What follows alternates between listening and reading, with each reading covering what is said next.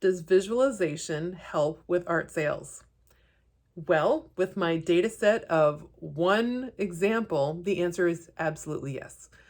I posted a visualization, a guided meditation on Friday night. And so if you want to see that video, it's just like the most recent one that I posted. And if you're thinking about getting ready for an art sale, or even if you're not, um, give it a try.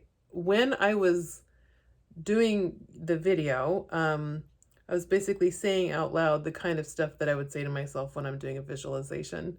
And I got to the point where I was just feeling so good, when I was doing the visualization. And so the next morning, which was yesterday morning, when I was preparing for the sale, and then at various points during the sale, I would think back to that moment when I was doing the visualization and that great feeling that I had. And I would just sort of like wanted to foster that feeling from the inside again. And let's pretend like we're not even talking about sales or any of that. It just was really nice to feel that good throughout the day. As somebody who doesn't, always feel good, it's so nice to feel good. And it's nice to know that like I did that to myself, with the power of my mind. So yeah, there were a couple of stressful moments getting set up yesterday. But then I was like, okay, so now it is time to just, access that feeling again. And I was way behind. I think I probably was the last person to get set up at this particular sale. And yeah, so like it had already begun and I was still kind of putting things together. And but yeah, people would come in. I had approximately 5 different things that I feel like were really working in my favor yesterday. The first one was, it was specifically an art fair. It was a small one, and historically it's been successful for me. I've done at least one of them. Have I only done one? Anyway, it went really well the last time. And so people are there really looking to buy art, and it's a small group of artists. So it's not like there's too many things to choose from. And I had a group painting that I had going where I would invite people to help contribute to it and add a flower to this group bouquet. I would estimate about 50 people worked on this painting.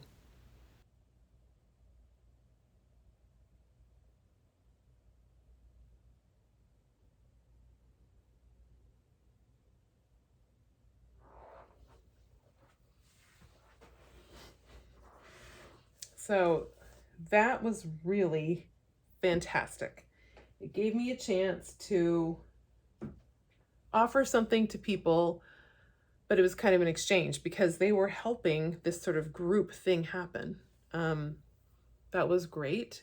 And I had my really good feeling in my heart from the visualization.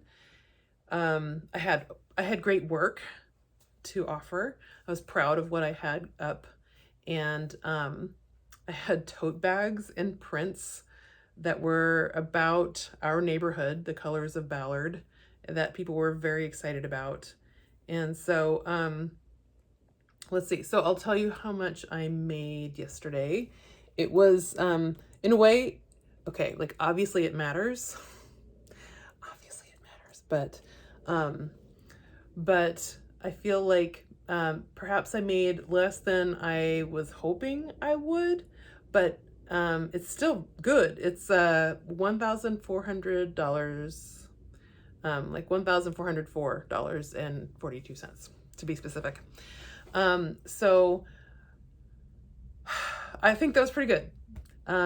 Considering that people in general seem to be buying art less often, I was surprised to sell some small paintings yesterday because people in general seem to be like putting the brakes on spending money. And in fact, I actually spoke with a friend of mine who is an established professional artist who is way ahead of me in terms of her art career path. And she was, yeah, kind of lamenting, yeah, people are not buying, they're not buying as much art right now. So anyway, but I really think that the visualization was extremely useful for me. It helped me with my mood. I think it really created a lovely feeling in the entire tent, and I think it did help with my sales. I will totally do that again, and I will probably try videoing some more of those kinds of visualizations if you're interested, because yeah, that's pretty cool. It's just nice to be able to set that kind of tone for the next day. So, and if you you'll see in the video from the previous night where I talk about the science behind that. So anyway, okay, so let's talk about the analytics for the week. This week, the number of subscribers that I have is 236, and it looks like the angle of the line is becoming more steep again. And then the number of watch hours is 255, and also I'm seeing a little bit of an increase in growth rate, I guess you could say. Here's some dreamy footage from my tent.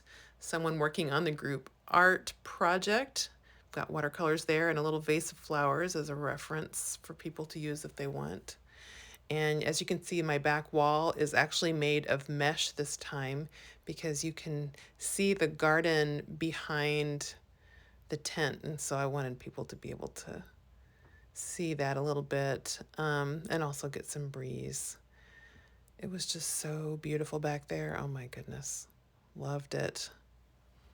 I had already sold a couple of paintings at this point, so things are a little bit wonky, to be honest, as far as the organization goes. But you get the overall picture. And here's a portion of the sale. That's where they had ice cream they were selling. And I think over here is where the raffle was, and a few of the tents. There weren't a whole lot of tents, but this is probably about, I don't know, half of all the vendors here. And I was wondering where those kids were running to, but it turns out they were running to my tent. I wasn't even there, and people were working on that painting. And then here is this beautiful, beautiful garden. I thought I'd end this video with a little walk through the Ballard Pea Patch. Everybody has their gardens all spruced up, and it's just so charming, and it's just brimming with some beautiful flowers, and the musicians are about to get started playing again. So hope you have a great week, and looking forward to seeing you next Sunday to talk more about how to make money as an artist.